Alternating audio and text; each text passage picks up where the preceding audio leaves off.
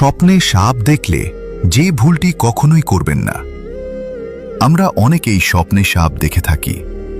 Islamic দৃষ্টিকোণ থেকে স্বপ্নে সাপ দেখা একটি অত্যন্ত গুরুত্বপূর্ণ সতর্কবার্তা।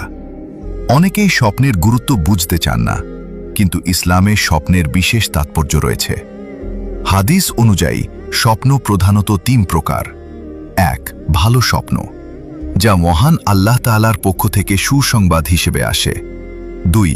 খারাপ বা ভীতিজনক স্বপ্ন, যা শয়তানের পক্ষ থেকে আসে মানুষকে আতঙ্কিত করার জন্য।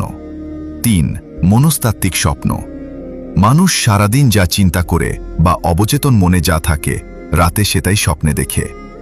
ইসলামের ইতিহাসের সবচেয়ে বড় স্বপ্নের ব্যাখ্যাকার ইমাম হজরত মোহাম্মদ ইবনে সিরিন রহমাতুল্লাহি আলাইহ, এছাড়াও হজরত ইউসুফ আলাইহিসসালাম এবং হজরত আবু বকর সিদ্দিক রাদিয়াল্লাহু আনহু স্বপ্নের সঠিক ব্যাখ্যা দিতে পারতেন। তার কিতাবে সাপের স্বপ্নের কিছু গুরুত্বপূর্ণ ব্যাখ্যা উল্লেখ করেছেন। স্বপ্নে সাপ আপনাকে ধাওয়া করলে বা ঘরে ঢুকলে, এর অর্থ হল আপনার কোনো শত্রু বা দুশমন আপনার ক্ষতি করার চেষ্টা করছে, অথবা কেউ আপনার ওপর ব্ল্যাক ম্যাজিক বা জাদুটোনা করেছে। এটি একটি সতর্কবার্তা।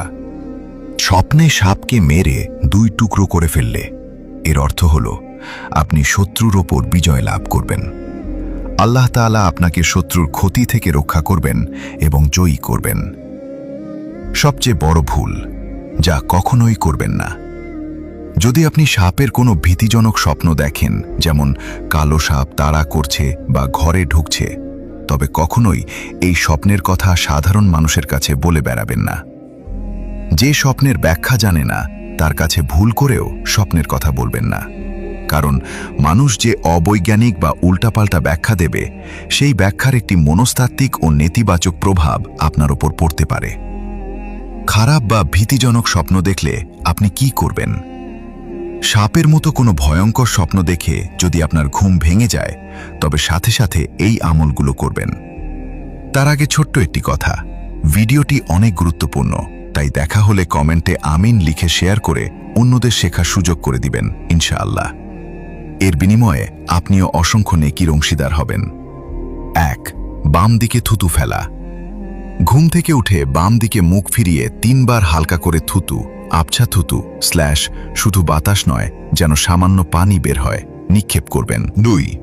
ইস্তিগফার ও আশ্রয় প্রার্থনা। এটি শয়তানের পক্ষ থেকে আসে, তাই সাথে সাথে পড়ুন আউযু বিল্লাহি মিনাশ শাইতানির রাজিম। এরপর এই দোয়াগুলো পড়বেন। 1. আউযু বিকালিমাতিল্লাহি তাম্মাতি মিন শাররি মা খালাক। 2.